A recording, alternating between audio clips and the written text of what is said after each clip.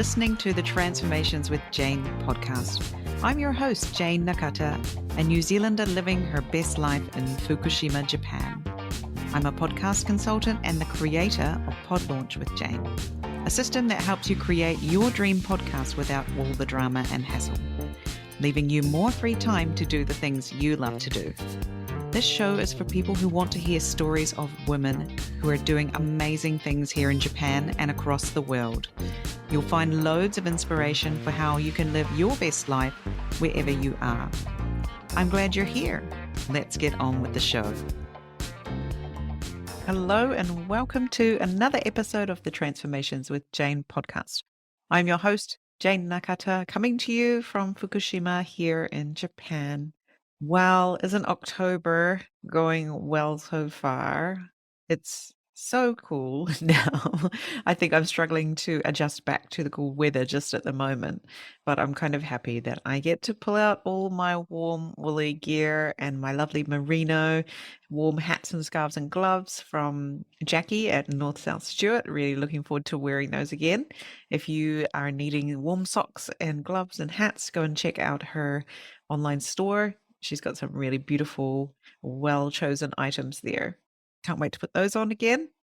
So today, my guest is Heidi. Now, Heidi is a transcreator, which is a translator, but also someone who, has the end user in mind when they are translating. And so she discusses a little bit about this and how it's a little bit different from just translating, but how it can also be a little bit subjective as to what exactly a translator does as opposed to a transcreator.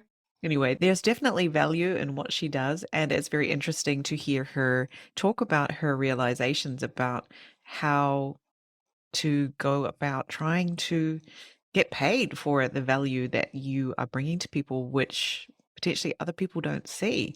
And I know a lot of us, especially if you're living in Japan, you get asked to translate stuff all the time. What does this say?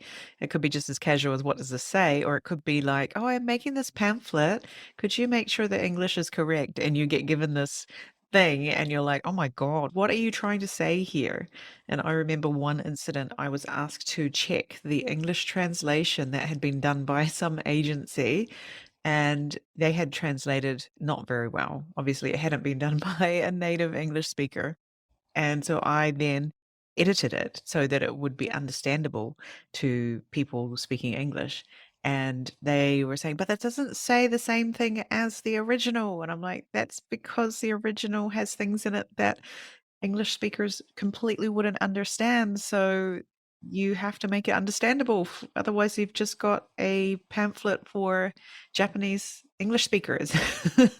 So, yeah, it's a really, really tricky sort of situation that we sometimes find ourselves in when we get given these assignments here in Japan to, just do some translating or help out with something like that. I know we've all been there, right? So, it's really interesting to hear Heidi's story, how she came to Japan, how she ended up working for Oriental Land Company, which is the company that is runs the Disney resort. Yeah, so exciting. And also how she came to be where she is now. So, let's get on with the show. Hi, Heidi, and welcome to the Transformations with Jayne podcast. It's great to have you on the show today. Hi, Jayne. Thank you for having me. So, Heidi, please introduce yourself to all of our listeners who don't know who you are. Please tell us where you are right now and what's your connection with Japan and what do you do? So I'm Heidi Karino. My job is a bit of a mouthful. I'm a Japanese to English transcreation specialist working with content marketing translation. I'll talk a little bit more about that later. I was in Japan until April this year. I lived in Japan for 23 years. Wow. Which is more than half my life. But currently I'm in the northeast of England, literally at my parents' house. We can talk about that later too. Very good. So, what brought you to Japan back in the day, 23 years ago? It's a bit of a different one, I think, to a lot of people, especially people in translation. I was in the UK at the time. I wasn't really doing anything. I'd finished high school and I was working at a casino. And due to a couple of things that had happened at high school, I was still working on my studies to go to university. So I was working at the casino at night and going to college during the day. And then I met my now husband, and he's Japanese. He was studying at the graduate school in the same city where I was working, and we started dating. And when his studies finished and he had to go back to Japan, because I wasn't really doing anything, I thought, yeah, sure, I'll come with you and see Tag along. see what happens. Yeah. Yeah. And the understanding was that if I went to Japan, I could get a job as an English teacher. So this was in '98, and you had Nova and you had all of those English language Yeah, the big schools. chain schools, yes. Exactly, who were Yeah. recruiting people who had, well, who were native English speakers, Mm. basically. But when I got to Japan, I realized not having a degree made me Yeah. totally unemployable. Even if we were to get married, which we weren't ready to do right then because we were dating, having a spouse visa wouldn't give me a job either. So I had two options: either go back to the UK, get a degree, and then come back to Japan, or see if I could find a university in Japan that would accept me with the qualifications that I had, and try my luck there. So I chose the latter, and I went to ICU, which is in Tokyo. Mhm. And ICU is a really interesting university in that they have two entry periods. So they have one in April, which is for students going through the Japanese education system, and they tend to do a fairly intensive English course to prepare them for, in the first year, to prepare them for their next 3 years study.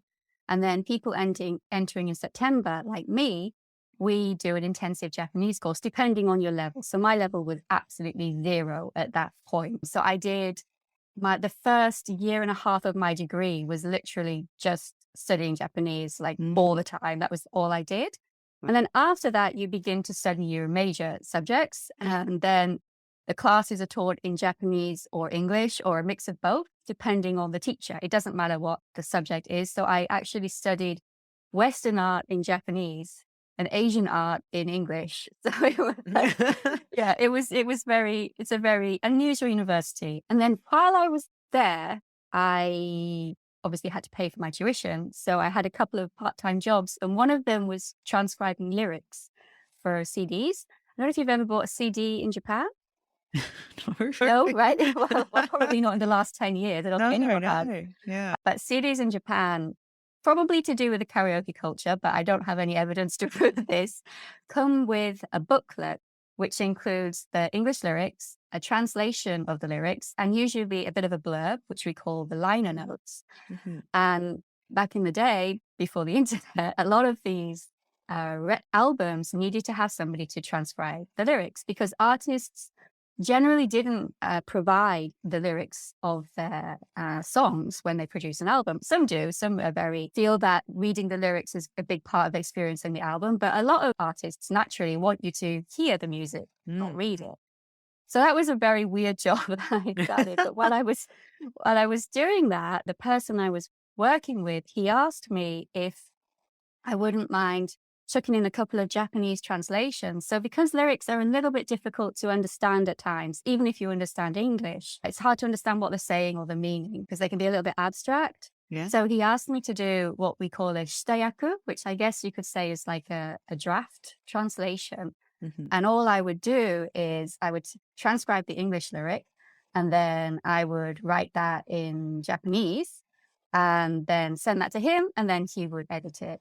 And then that job kind of, when I left university, that developed into a full-time thing, which led to other things. And then, yeah, 20 years later, I was still there. Yeah. So I started transcribing, and then I segued into the English to Japanese translation by providing this shiteyaku, so like an interpretive translation of the lyrics.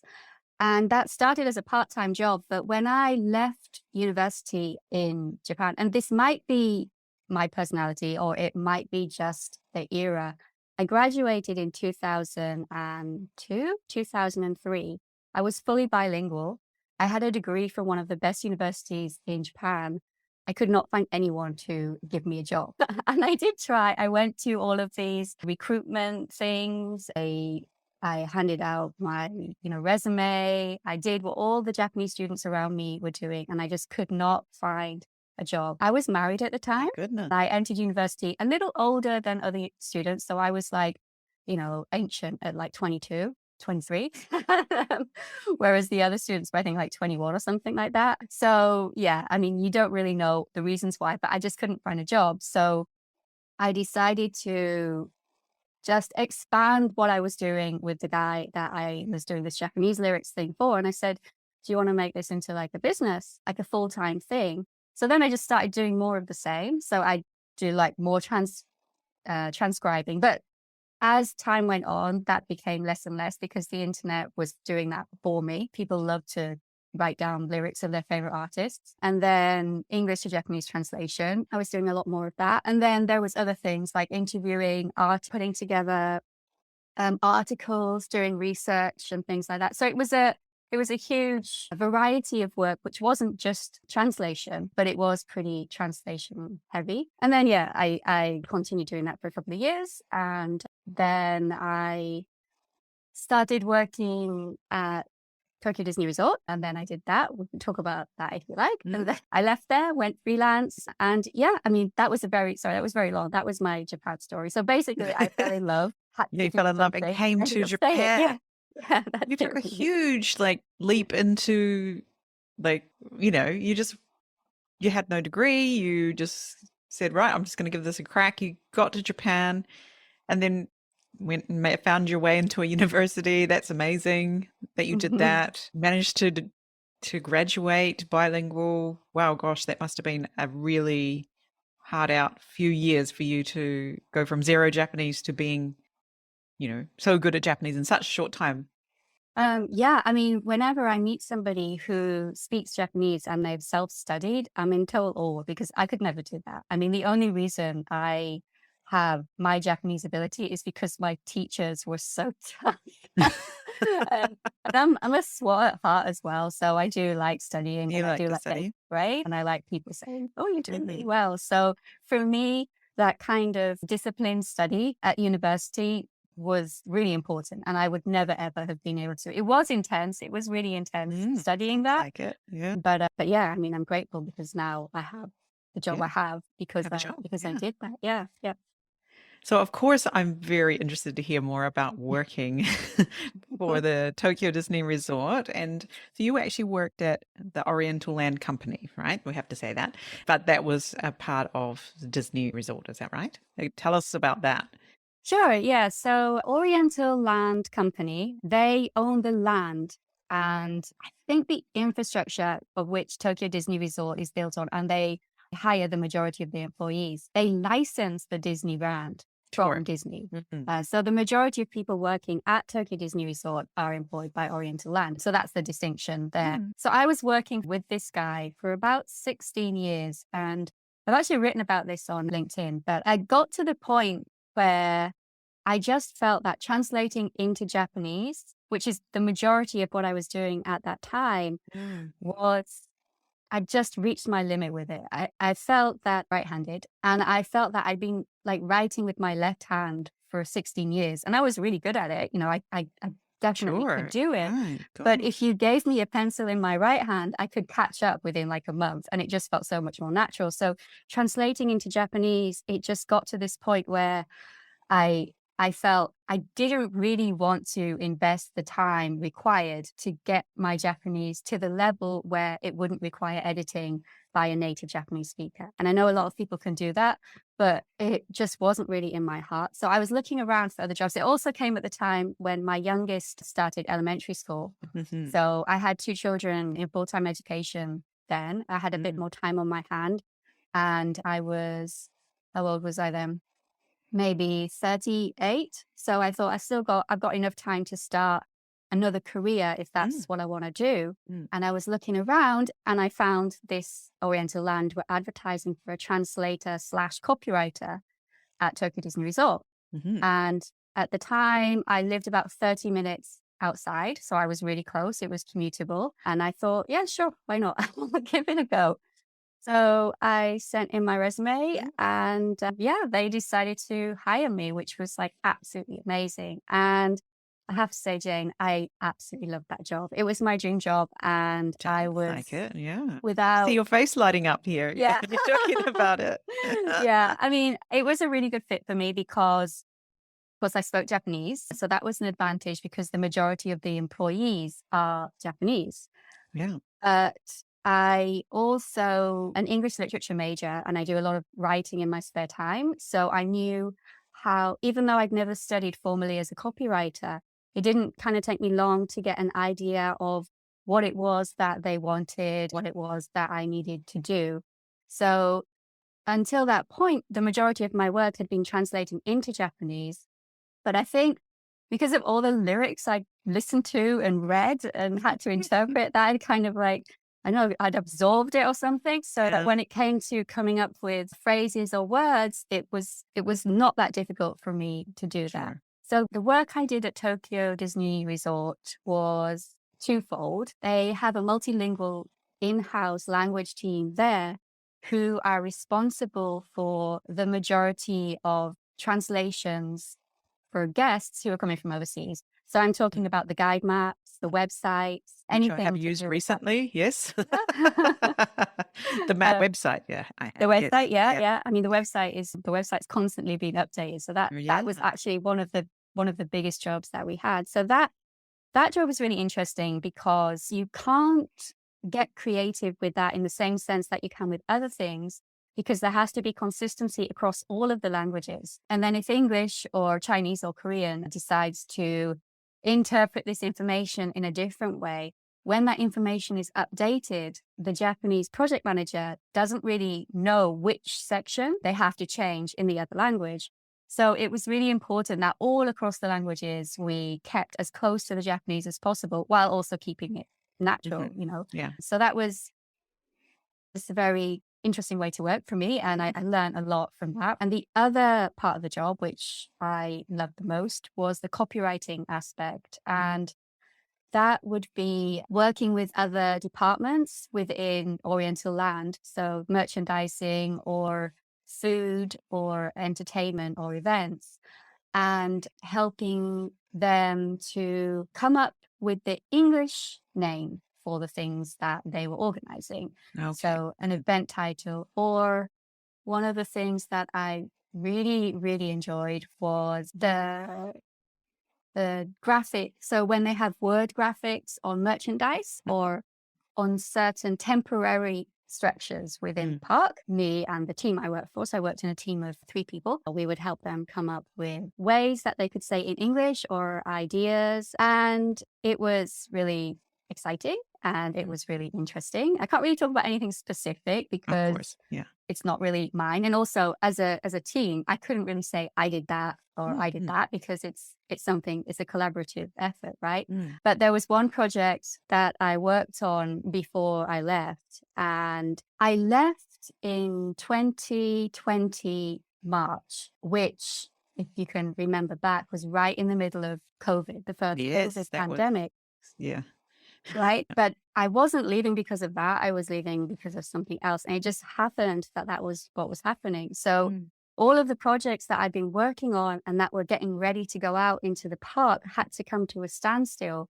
And there was one that I'd been involved in for about 6 months. And I'd been involved quite from the get-go. So even though I wasn't part of the project officially, I'd been allowed to contribute to the story behind this item that they were putting into the park. I'd been involved with negotiations with Disney. I really felt that this particular project and this product was something that I had helped to bring into the park. But I didn't actually get to see it in there because it wasn't until the next year or the year after that it was finally, released. Okay. But that experience kind of made me realize that even though I was really, really sad to be leaving my team and to be leaving that job, that it wasn't really what I wanted to do anymore. I wasn't content to just get an assignment and be asked to translate it and then it just goes out into the void. I wanted to be more involved at a different level where I could kind of change the content that I was translating, or talk about,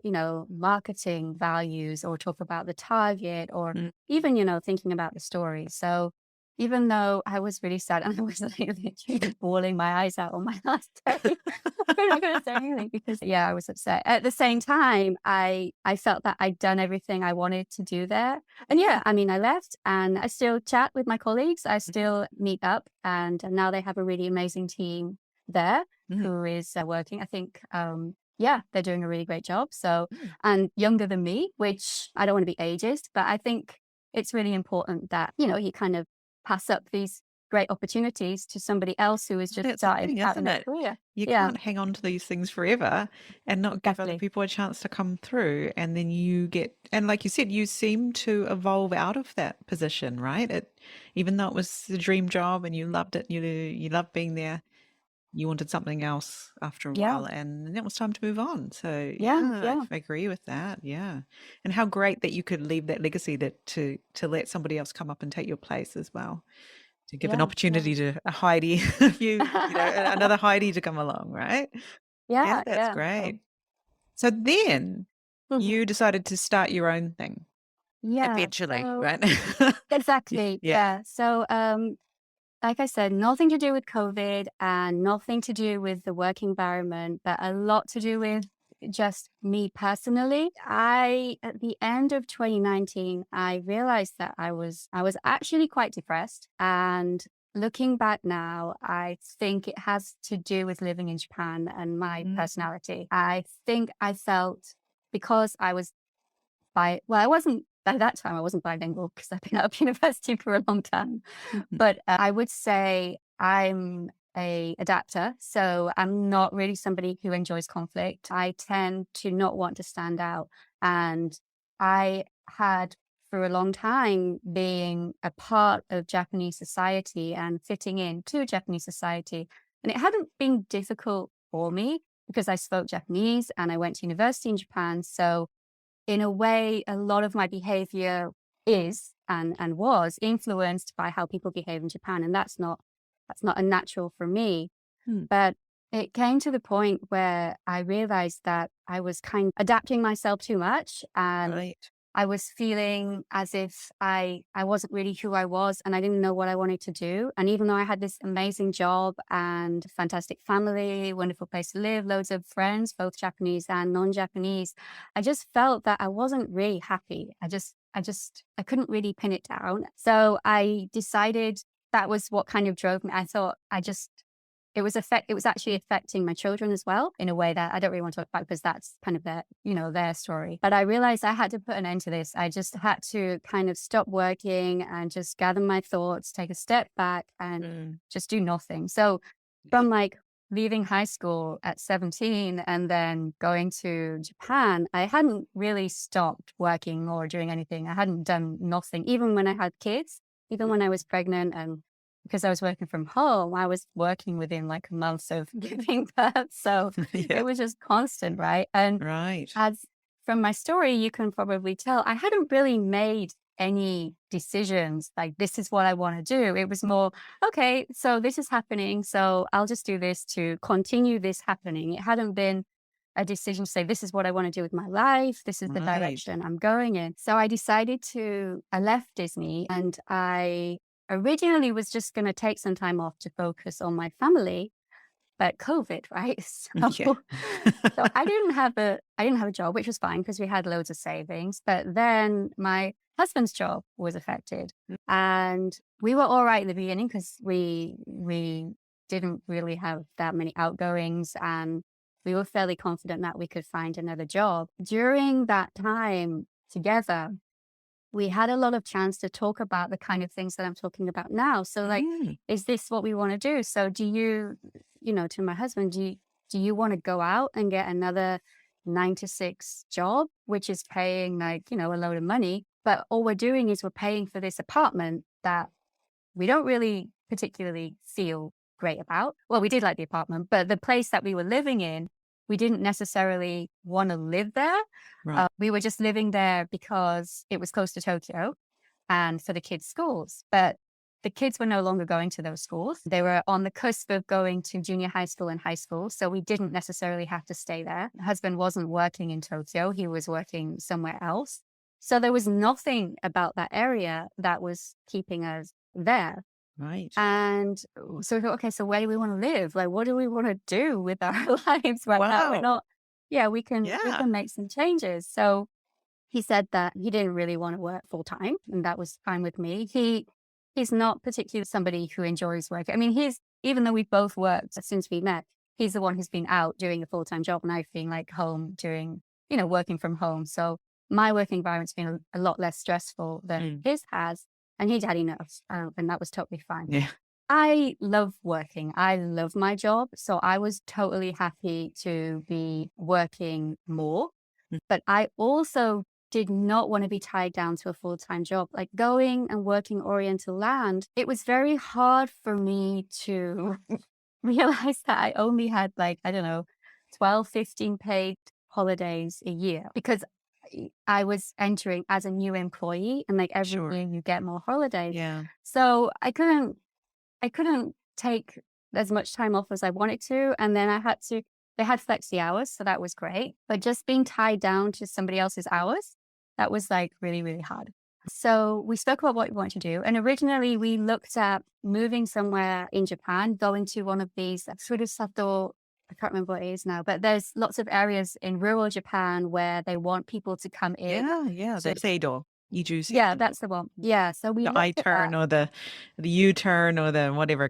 Move away from Tokyo, get paid Yeah. to move to the countryside kind of thing. Exactly. Yeah. Yeah. Yeah. And I think we were both keen on that, but ultimately it was within Japan. And at that time, we were having a lot of difficulties with the school system with our children, and moving to the countryside would not really resolve that because we would still be in the same school system as we were where we were, just in Yeah. a completely different area. Mm. So that was when we started to look overseas Mhm. and look at the UK.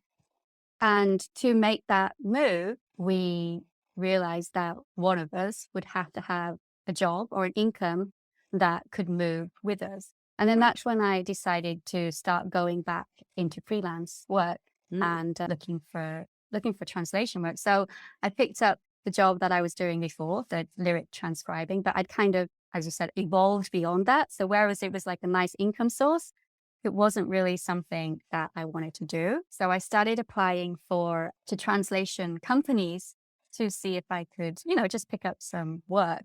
Mm. And the rates that they were offering me were so low that it just would not have been economically viable for me to work with them. It wasn't just that I was like, hey, I deserve more than that. It was just literally like Yeah. I Yeah. couldn't pay for my family. Yeah. Yeah, exactly. And I think one of the things that I find with the translation industry, and probably with a lot of freelance jobs, is the rates don't really change that much depending on your career, what stage you are in your career, or what stage you are in your family, or what stage you are in your experience. So I'm getting offered the same as somebody fresh out of university. Someone fresh out of university might be able to make that work because they don't have as many commitments and they're just entering it. And I think that's fine. But for me, it just wasn't what I wanted. I took it because I needed work, but I thought I can't keep working for this amount of money because we're not going to be able to get by. And that's when I started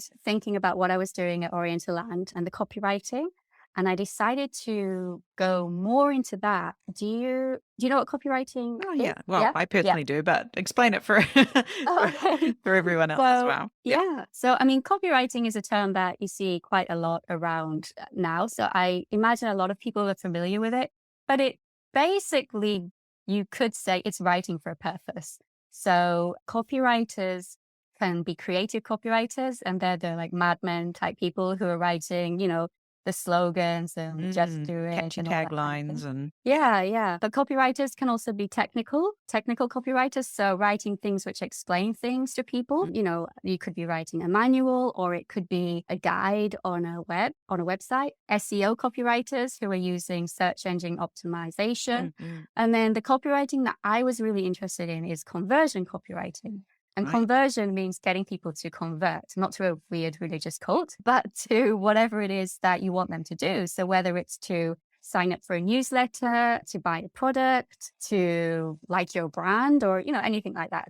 Yeah. Conversion is quite a broad thing, but it's basically using words to get people to do the behavior that you want them to do. Mm.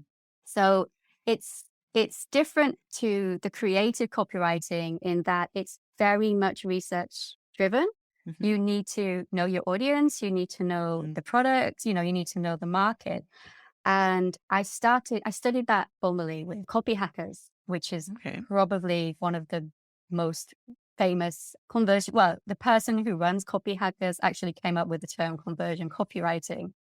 And Right. originally I was Groundbreaker. thinking, Yeah. yeah, exactly. Yeah. So I was thinking of going into that full time because I felt it would just be easier to make an income overseas doing that. But while I was doing that, I came across transcreation. And there are lots, transcreation is a term that a lot of people disagree on what it is. So I'm just going to say what I define it as Sure. that word is making Yeah. it easier.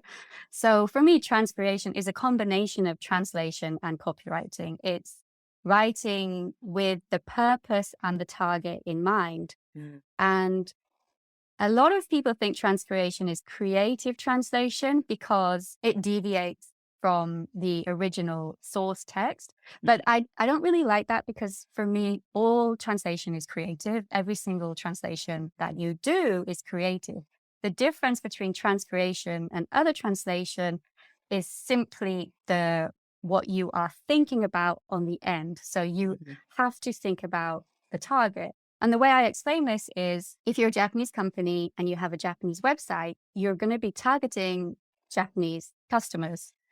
And if you translate that, you're just going to have an English language website which targets Japanese customers. Yes. So Yes. you need Yes. to write it in a way that it's going to be interesting to a global audience. And that's what transcreation in marketing, which I do, is all about. So but transcreation is a bit of a buzzword. So, it's been around for 20 years, so I don't know if you can call it a buzzword. But within the translation industry, a lot of people think that, well, I just do that anyway. I'm creative in my translations. I deviate from the source text. I do that all the time. So they feel that there shouldn't be this distinction between transcreation and translation. But for me, after leaving a full-time job with 19 years experience and then being offered the lowest of the low rate by a translation company, I felt that it was really, really important to distinguish between what they're doing in that agency and what I can offer.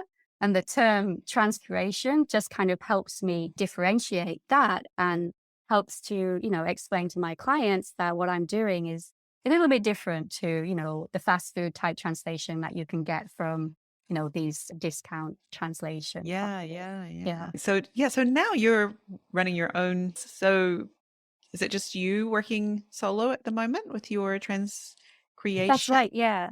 Yes. So I'm freelance. So I'm not incorporated or anything like that. I'm a freelance contractor. Obviously, my husband does a lot in the background. I'm really, really bad at bureaucracy and invoicing and anything to do with actually running a business. So Right. he's my unofficial partner, you could say. Nice. But when it comes Yeah. to the day-to-day work, I'm the only person doing that. Yeah, and you also moved to the Yep. UK and all of that, right? So Yeah. and That's right.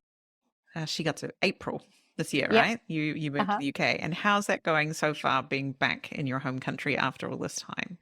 Lots of Yeah. us listeners here in Japan would love to know what it's like to move back home, and you are actually, as you said, at home in your own That's right. Yeah. home with your parents at the moment. Yeah. Precisely. Yeah. So I moved back in April and that's 2022. And I came to Japan in 98. So that's like nearly 24 years outside of the country. And I was never one of those people in Japan who was constantly pining for my Okay. country. I was totally comfortable in Japan. It was the country I lived in. It wasn't anything special, but I didn't hate it either. It was no good or that worse than any other country.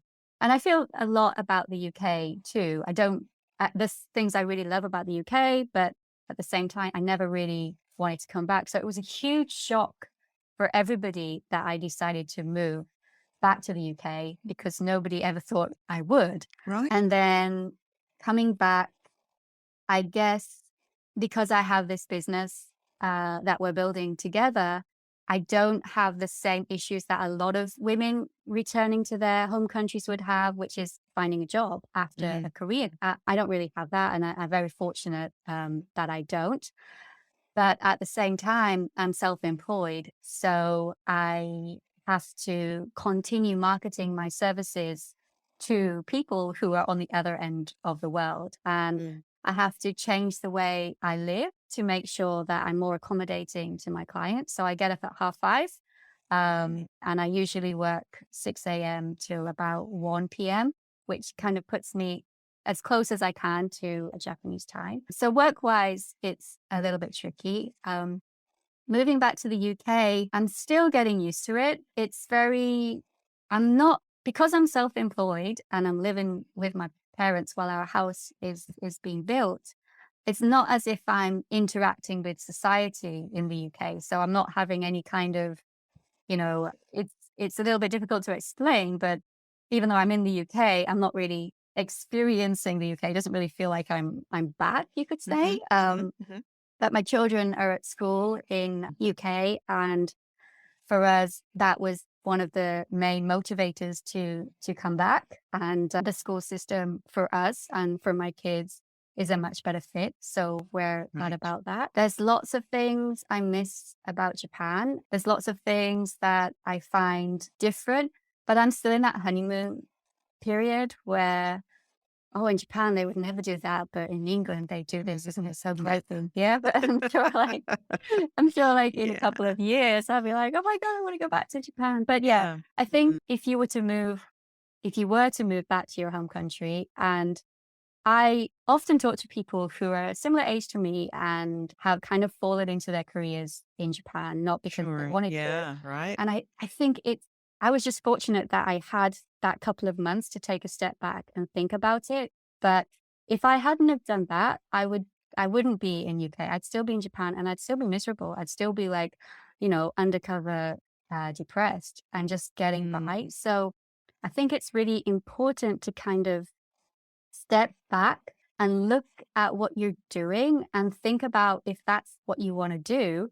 And if not, then change it. And people say it's really easy to do that. It's really easy to transform. But I think the point is that it's not easy, but anyone can do it as long as you understand your limits. So I couldn't become a millionaire, but I could use the skills that I have to try to make them as profitable as possible. And at the same time, lower our expenses, our living expenses. So now I would say we're living on a half of the income that we were living in Japan, but we just spend less and we just live in a smaller house. We don't have any educational fees in England. That was another thing. We don't have any medical expenses.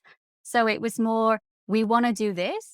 So how can we make that happen? What changes can we do? What can we afford to lose? What can we afford to give up?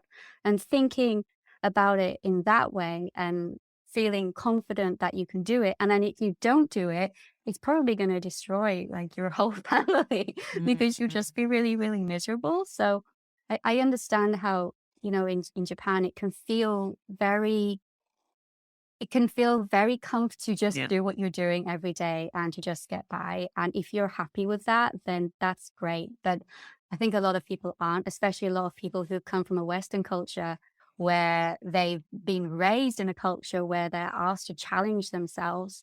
Then it can feel as if you're just not doing anything, just nothing is happening. It's all hunky-dory. It's all Treading water happy. kind of, Yeah, exactly. Yeah. So yeah, It's that's so hard to get off the X, isn't it? If you're in a position and you're comfortable and, well, your house isn't burning down. So, yeah. to almost blow it all up and go somewhere else can seem far, far harder than living with this sort of comfortable, sort of miserable kind of Yeah. feeling. Oh yeah, definitely. Yeah, yeah. Definitely. Yeah. Yeah. Yeah, well, thank you for sharing your feelings, your experience so far with being back for a few months now. What are we in? Like hmm 6 months in? You're 6 months in? Yeah, that's right. Yeah. Yeah. Yeah.